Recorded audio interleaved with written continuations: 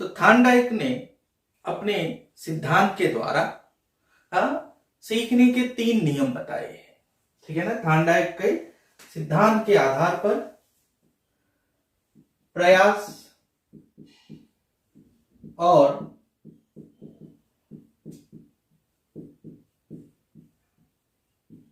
त्रुटि के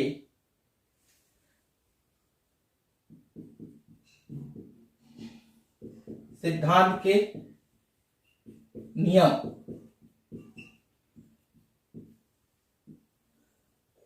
थॉर्नडाइक के प्रयास और त्रुटि सिद्धांत के नियम, उन्होंने 3 नियम बताए हैं और ये किसके द्वारा बताए गए हैं? थॉर्नडाइक के द्वारा बताए गए हैं। आप लोग को ये ध्यान रखना अच्छी तरह से है। सबसे पहला नियम क्या है? सबसे पहला नियम है तत्परता का नियम। तत्परता का नियम, जिसे लॉ ऑफ रेडीनेस भी कहते हैं, लॉ ऑफ रेडीनेस भी कहते हैं। दूसरा है अभ्यास का नियम, जिसे हम कहते हैं लॉ ऑफ प्रैक्टिस। तीसरा है हमारे लिए प्रभाव का नियम। प्रभाव का नियम,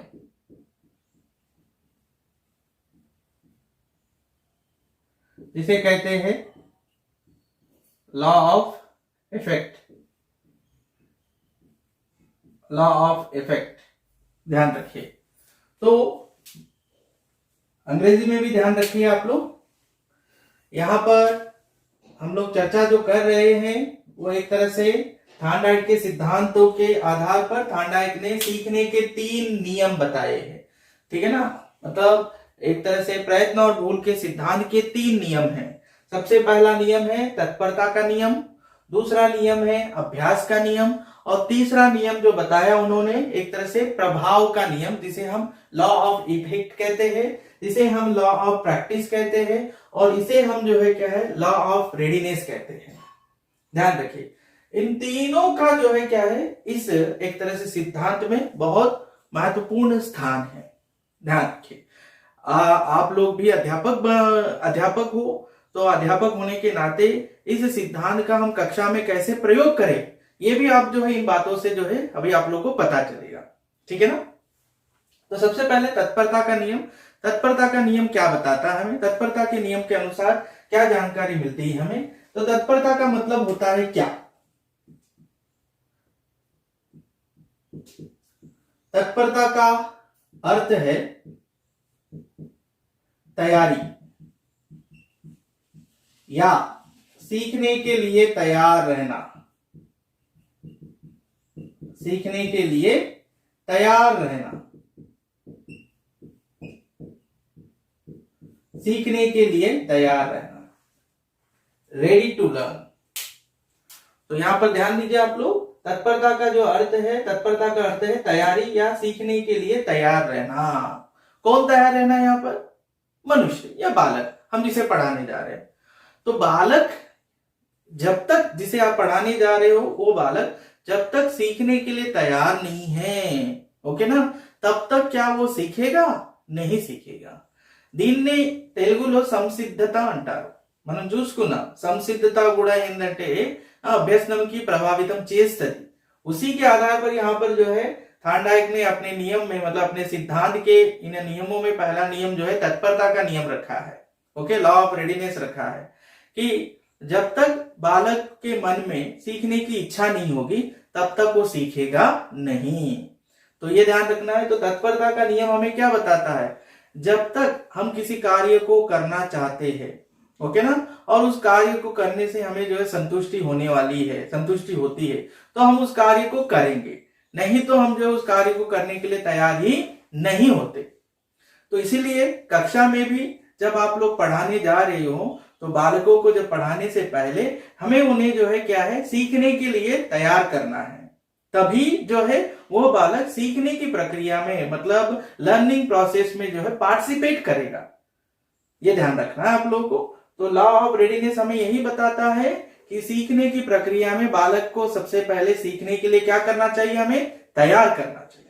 जब तक वो तैयार नहीं होगा तब तक जो है हम उसे सिखा नहीं सकते, ये असंभव है। जैसे इसके लिए उदाहरण बताना चाहता हूं, एक पैसे घोड़े को, है ना, एक जो पैसा घोड़ा पैसा है, उसको जो है हम नदी के पास या तालाब के पास ले जाते हैं। जब तक उसे पीना नहीं है, वो खुद नहीं पिएगा, तो क्या आप उसे पिला सकते हो? नहीं पिला सकते, ठीक है ना। तो पीने का काम किसे करना है? घोड़े को ही करना है, ये ध्यान रखिए।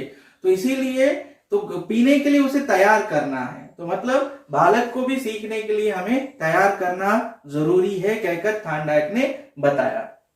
मतलब जब तक व्यक्ति के मन में उस चीज को सीखने के लिए या किसी कार्य को सीखने के लिए तत्परता नहीं होगी तो बालक कभी नहीं सीखेगा। साइकिल चलाना जो है, एक 4 या 5 वर्ष का बालक, 5 या 6 वर्ष का बालक साइकिल चलाना सीखने की उसके मन में तीव्र इच्छा है, तब जो है वो क्या करेगा, बार बार प्रयास करके तत्परता के साथ उस कार्य को करना सीखेगा।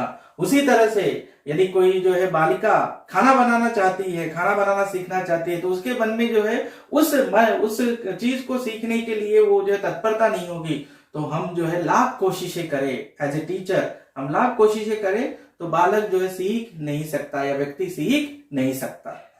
तो इसलिए तत्परता सबसे पहले जरूरी चीज है यहाँ पर। तो तत्परता का मतलब है तैयारी या सीखने के लिए तैयार रहना, ये ध्यान रखिए, ठीक है ना। तो अब कक्षा में आप लोग बालक को, कक्षा के अंतर्गत बालक को सीखने के लिए कैसे तैयार करेंगे, तो उसको कैसे तैयार कर सकते हैं आप लोग, उसे जो है क्या है, एक तरह से हम क्या बताएंगे कि सीखने की आवश्यकता का निर्माण करेंगे। कक्षा में आवश्यकता निर्माण करेंगे,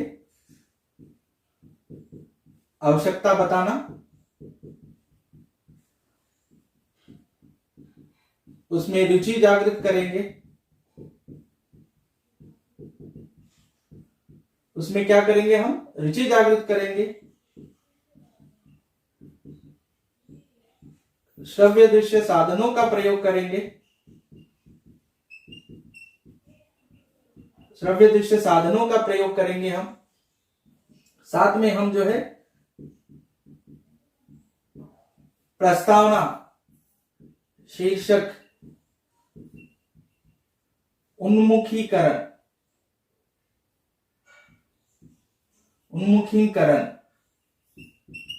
का प्रयोग करेंगे,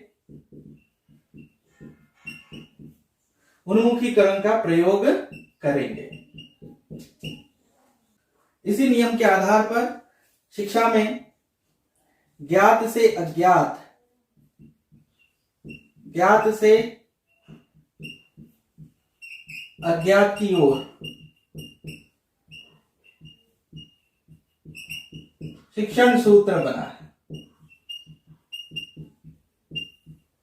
ठीक है ना।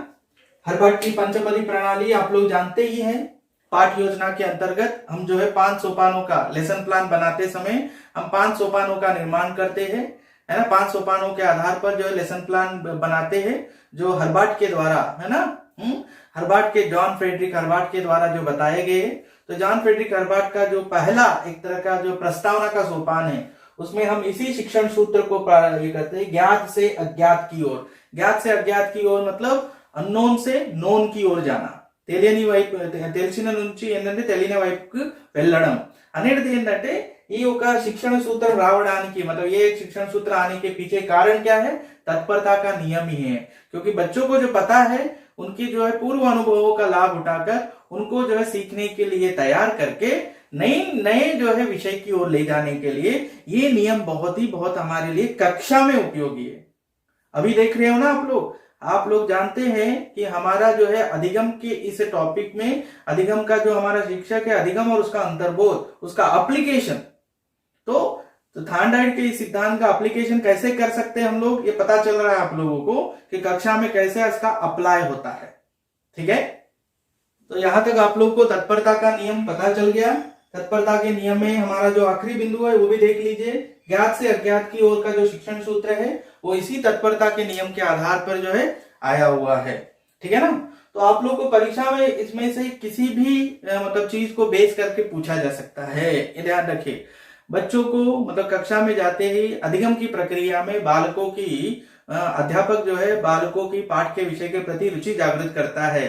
तो इसका मतलब थांडाइट के सिद्धांत के अनुसार अध्यापक ने किस नियम को फॉलो किया है, किस नियम का पालन किया है? तो किस नियम का पालन किया है? तत्परता का नियम। అంటే క్వశ్చన్స్ ఏ విధంగా వస్తాయని కూడా నేను చెప్తున్నాను। ओके, समझ में आई बात। और यहाँ पर उदाहरण मैंने क्या बताया आप लोगों को कि उदाहरण ये बताया एक पैसा घोड़ा, एक पैसे घोड़े को हम तालाब तक ले जा सकते हैं, लेकिन पानी पीने का काम किसे करना है? उसे ही करना है, ठीक है ना। पाठ की घोषणा करते समय अध्यापक किस नियम को फॉलो कर रहा है? तत्परता का नियम, ये ध्यान रखिए।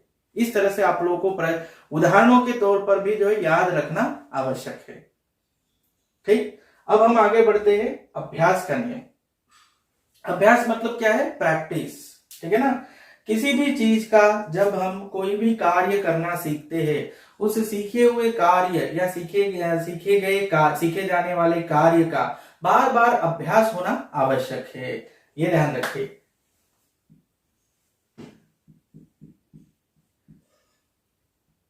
सीखे गए या सीखे जाने वाले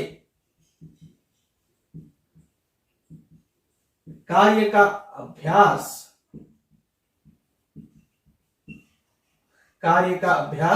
बार बार होना जरूरी है, बार बार होना आवश्यक है, ओके ना। अगर सीखे गए हम मतलब समझ लीजिए कि उदाहरण के लिए मैं ये कि बताना चाहता हूं कि बचपन में हमने बहुत ट्राई करके, बहुत अभ्यास करके, बहुत प्रयत्न करके हम साइकिल चलाना सीखे। हम लोग जो है 5 या 6 साल के थे तब जो साइकिल चलाना सीखते। 10वीं तक या 12वीं तक हम साइकिल चलाना सीखते। उसके बाद क्या है, साइकिल चलाना हम छोड़ देते हैं। बड़े हो जाते हैं तो जो है मोटर बाइक लेते हैं, मोटर बाइक को चलाना। फिर और बड़े हुए तो जॉब कर रहे तो जो है हम कार लेते हैं। लेकिन कभी कालांतर में बड़े होने के बाद अगर साइकिल चलाने का जब मौका आता है तब हम साइकिल चला नहीं पाते। बचपन में हमने साइकिल सीखी है, हमें साइकिल चलाना आता है, लेकिन बड़े होने के बाद गैप आ गया, हमने साइकिल बीच में चला ही नहीं है इस बड़े होने के अंतराल में, ओके ना। तो जब फिर से हम साइकिल चलाने की कोशिश कर रहे हैं तो हमें जो है क्या है, मुश्किलें आ रही है। क्यों मुश्किलें आ रही है? क्योंकि जो है क्या हुआ, यहाँ पर अभ्यास नहीं हुआ है। क्या नहीं हुआ? एक तरह से अभ्यास हमारा छूट गया, ఓకే నా। మనం ఏదైతే అభ్యసన ముందో అది మనది ఏంటంటే అక్కడ ఆగిపోయింది, ఓకేనా। इसीलिए प्रैक्टिस जो है क्या है, करना जरूरी है, ये ध्यान रखें। इसलिए कहते हैं कि प्रैक्टिस मेक्स मैन परफेक्ट। ये यहां पर मुहावरा आप लोगों को याद रखना है। Practice make man perfect, practice make man perfect. करत करत अभ्यास, करत करत अभ्यास जड़मति होत सुजान, जड़मति होत सुजान, ये ध्यान रखना है आपको। मतलब अभ्यास करते करते जड़ बुद्धि वाला भी क्या हो जाता है, सुजान बन जाता है, ये ध्यान रखिए। तो ये अभ्यास के नियम पर ही आधारित है। तो बार बार मतलब सीखे हुए कार्य या सीखे जाने वाले कार्य का बार बार अभ्यास होना जरूरी है। इसी के आधार पर थार्डाइक ने इसको 2 भागों में बांटा। एक उपयोग नियम और दूसरा अनुपयोग, ठीक है ना। इससे भूलते नहीं है, हम भूलते नहीं, इससे भूल जाएंगे, इससे भूलते नहीं, इससे भूल जाएंगे। मतलब यहां पर क्या बताना चाह रहा हूं मैं आपको कि थार्डाइक ने ये बताया कि उपयोग का नियम मतलब यूज, लॉ ऑफ यूज। अगर जो है सीखे गए कार्य का बार बार यूज हो रहा है, जैसे टाइप राइटिंग है, అవునా। टाइप राइटिंग पहना ఏంటంటే మీరు ప్రతిసారి టైప్ చేస్తున్నారంటే మీ వేళ్ళు मतलब हमारे हाथों की उंगलियां अच्छी तरह से काम करेगी। अगर आपने टाइप राइटर पर काम करना बंद कर दिया, ओके, टाइप राइटर, ध्यान रखिए। इन दोनों के लिए आप लोग ध्यान रखिए, उदाहरण क्या होगा, टाइप राइटर।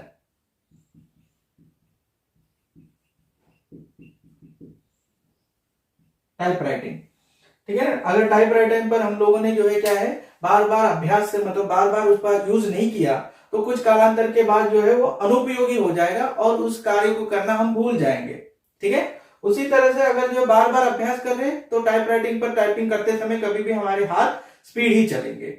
मोबाइल नंबर भी, किसी का मोबाइल नंबर हम जो है बार बार यूज करते हैं, उस नंबर को बार बार जो है हम लोग डायल करते हैं तो वो नंबर हमें याद हो जाता है। अगर वो नंबर हमने जो है डायल नहीं किया, कभी हम जो डायल कर रहे हैं मतलब साल में एक बार या 15 दिन में एक बार, तो जो वो अनुपयोग में होने के कारण उसे हम जो है भूल जाते हैं।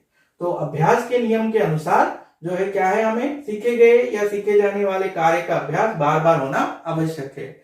इसी के आधार पर क्या आया है, practice makes man perfect, okay ना।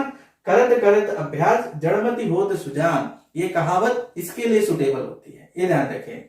उसके बाद इसी अभ्यास के नियम को जो है थार्डनायक ने दो भागों में विभाजित किया, उपयोग अनुपयोग। उपयोग मतलब बार बार किए जाना, बार बार यूज हो रहा है तो हम उस कार्य को भूलते नहीं है। अगर जो है नहीं करेंगे, यूज नहीं है, तो वो अनुपयोग हो जाता है और उस कार्य को भूल जाते हैं। जैसे टाइपराइटर का उदाहरण आप लोग को यहाँ पर ध्यान रखना है। जैसा हमने देखा तत्परता का नियम हम कक्षा में कैसे इसको इंप्लीमेंट कर सकते हैं, उसी तरह से अभ्यास के नियम को हम कक्षा में कैसे इंप्लीमेंट कर सकते हैं, अप्लाई कर सकते हैं। तो मतलब अभ्यास के नियम के अनुसार हमें किसी भी चीज का जो है क्या है ड्रिल करवाना चाहिए, ड्रिल करवाना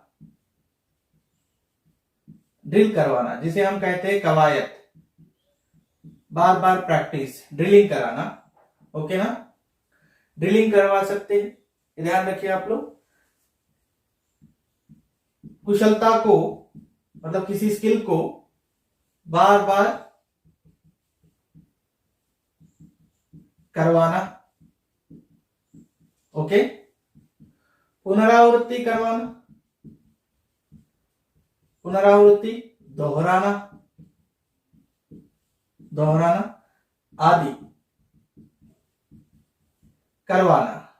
आदि करवाना चाहिए।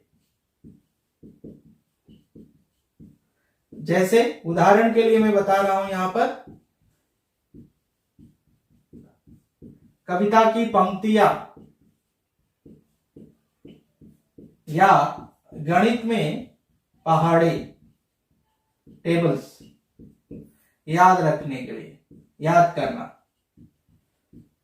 उसके लिए कौन सा नियम जो है हम लोग लागू करते हैं, अभ्यास का नियम ही लागू करते हैं। तो ये समझ में आया होगा आप लोगों को कि तत्परता का नियम के अनुसार हमें आवश्यकता निर्माण करनी चाहिए, रुचि जागृत करनी चाहिए, छात्रों को प्रेरित करना चाहिए, मोटिवेट करना चाहिए। अभ्यास के नियम के अनुसार हमें जो है उन्हें क्या करना चाहिए, ड्रिल करवाना, ड्रिल करवाना मतलब बार बार प्रैक्टिस या అంటే దోహరానా, ఓకేనా, మళ్ళీ మళ్ళీ మళ్ళీ ఏంటంటే వాళ్ళకు ఒకేసారి అదే డ్రిల్లింగ్ చేయించమన్నమాట। तो हमें अभ्यास के नियम के अनुसार ड्रिल करवाना चाहिए। उनकी जो कुशलता है, ओके ना, उसका बार बार, जैसे कि वो जो है एक तरह से नाचने में या गाने में वे लोग जो है अच्छे हैं तो उनका बार बार प्रैक्टिस करवाना चाहिए। पुनरावृत्ति दोहरानी चाहिए, रिसिटेशन, ड्रिल को रिसिटेशन कहते हैं यहाँ पर, आदि करवाना चाहिए। जैसे कविता की पंक्तियां, गणित के पहाड़े याद रखना, ये आदि किसके नियम पर आधारित है, ये अभ्यास के नियम पर आधारित है। ये आप लोगों को मैं बताना चाह रहा था। तो अभी आप लोगों को तत्परता का नियम और अभ्यास का नियम समझ में आया। अब हम आगे बढ़ेंगे एक तरह से प्रभाव के नियम की ओर। अब प्रयास और त्रुटि के सिद्धांत का जो आखिरी नियम हमारा बचा, अभी तक हम लोगों ने तत्परता का नियम, अभ्यास का नियम देख लिया। अब आखिरी नियम जो हमारा रह गया है वो कौन सा है, एक तरह से प्रभाव का नियम। इसे हम क्या कहते हैं, प्रभाव का नियम। प्रभाव के नियम को ही हम क्या कहते हैं, लॉ ऑफ इफेक्ट, ओके। तो प्रभाव के नियम को ही संतोष या असंतोष,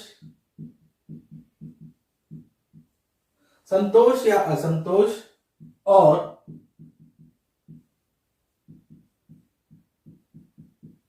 परिणाम का नियम भी कहते हैं, ये ध्यान रखिए। इसके और दो नाम है, जैसे अभ्यास के लिए अलग नाम नहीं है, अभ्यास के नियम के लिए अलग नाम नहीं है, तत्परता के लिए अलग नाम नहीं है, लेकिन प्रभाव के नियम के लिए जो है दो नाम है, संतोष असंतोष या फिर जो है परिणाम का नियम, ये ध्यान रखिए। तो क्या है सीखे जाने वाले, मतलब व्यक्ति जब किसी कार्य को करना सीखता है, अनुक्रिया करता है, तो अनुक्रिया का प्रभाव उसे जो है संतुष्टि देता है, ठीक है ना। तो व्यक्ति जो है उस कार्य को फिर से दोबारा जो है करने की कोशिश करता है। यदि किए जाने वाले कार्य का प्रभाव उसे सुख की अनुभूति देते हैं, आनंद की प्राप्ति देते हैं, तो व्यक्ति या बालक उस कार्य को क्या करता है, बार बार करता है। यदि सीखे गए कार्य की अनुभूति या जो है प्रभाव उसको जो है दुख का अनुभव करा रहे हैं, कष्टंगा अनिపించినప్పుడు, ओके ना, आ प्रभाव कष्टंगा ఉన్నప్పుడు, तो क्या करता है, उस चीज को या उस कार्य को करना क्या कर देता है, छोड़ देता है, ठीक है ना। तो इसीलिए सीखते समय कार्य में हमें जो है क्या है, एक तरह से बालक को कठिनाई हो रही है, समस्या आ रही है, वो सीख नहीं पा रहा है, तो तुम्हें कुछ नहीं होगा, तुमसे कुछ नहीं होगा, तुम नहीं पढ़ सकते, तुम जो है एक तरह से ऐसे ही रहोगे। इस तरह से निरुत्साहित करने से बालक जो है सीखने की ओर अग्रसर नहीं होता है, वो दुखी हो जाता है। क्यों दुखी हो जाता है? क्योंकि उसे जो है सीखने का जो प्रभाव, वो जो चीज सीख रहा है उसका प्रभाव उसके लिए जो है सुख की अनुभूति नहीं दे रहा है। तो प्रभाव का नियम हमें क्या बताता है, एक तरह से सीखे जाने वाले या सीखे जाने वाले या सीखे गए कार्य का प्रभाव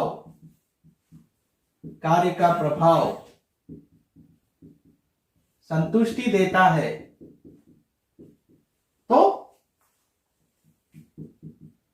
कार्य बार बार किया जाता है, बार बार किया जाएगा, ठीक है ना।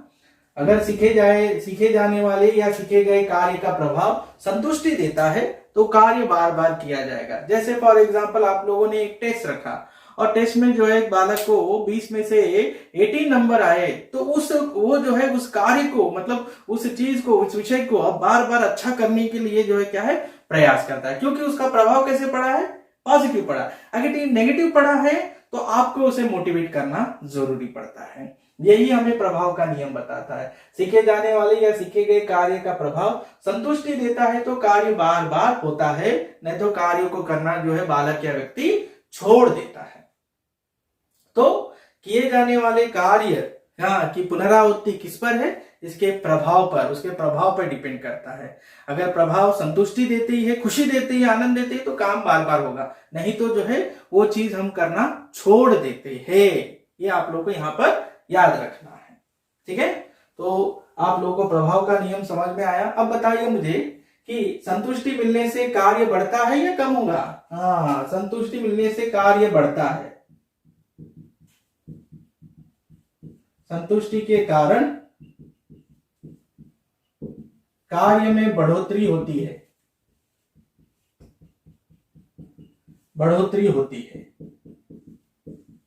ये ध्यान रखिए, ओके। अब कक्षा में इसका उपयोग कैसे करेंगे, एप्लीकेशन कैसे करेंगे? जब कोई बच्चा अपनी प्रतिभा दिखाता है, अपना टैलेंट दिखाता है, तो उसे जो है क्या है करना है, उसको मोटिवेट करना है। पुरस्कार, उसकी प्रशंसा, उसको प्रोत्साहित करना चाहिए, प्रोत्साहित करना, ठीक है। विद्यालय के कार्यक्रमों में शामिल कराना, विद्यालय के कार्यक्रमों में क्या करना है, बालक को शामिल कराना है, क्योंकि विद्यालय के ऐसे बहुत सारे जो है को करिकुलर एक्टिविटीज होते हैं जिसमें बच्चा बहुत रुचि लेता है और उसका इफेक्ट पड़ने से जो है क्या है, पॉजिटिव इंपैक्ट पड़ने से बालक जो है क्या है, विषयों के प्रति भी ध्यान देता है। इसलिए विद्यालय के कार्यक्रमों में शामिल करना चाहिए उसे, ये ध्यान रखिए, ठीक है ना। सरल समस्याएं उसके सामने रखनी है। सरल समस्याएं सामने रखने से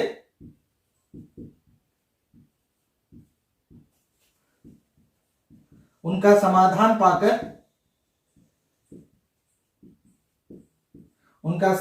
पाकर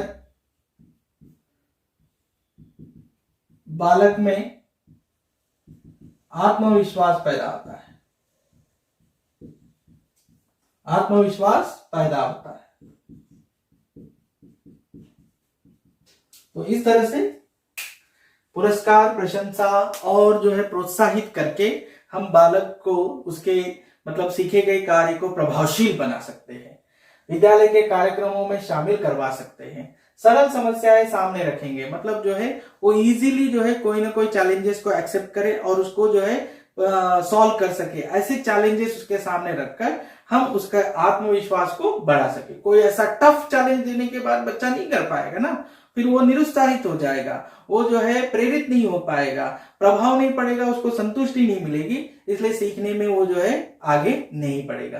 तो इस प्रकार से हमारे थांडाइट के सिद्धांत के आधार पर 3 नियम, अभ्यास का नियम, ओके, तत्परता का नियम और जो है अंतिम प्रभाव का नियम, तीनों इंपॉर्टेंट है और तीनों को बेस करके परीक्षा में आप लोगों को प्रश्न आ सकते हैं। जैसे प्रश्न पूछा जा सकता है, पुरस्कार, प्रशंसा, प्रोत्साहित देना, ये थांडाइट के सिद्धांत के किस नियम के अंतर्गत आता है? प्रभाव के नियम के अंतर्गत आता है, क्योंकि ये प्रभाव डालता है क्लास में। बच्चे को आपने प्रश्न पूछा, ओके, तो प्रश्न पूछने पर जो है क्या उसको शाबाशी देते हैं, तो पुरस्कार, प्रशंसा करते हैं हम लोग, ठीक है ना। तो वो एक तरह से क्या हो जाता है, उसको प्रोत्साहित करता है और आगे बढ़ने की। तो इस तरह से हमारे थांडाइट के सिद्धांत के आधार पर 3 नियम, एक सबसे पहले तत्परता, दूसरा अभ्यास और तीसरा जो है एक तरह से हमारा ये प्रभाव का।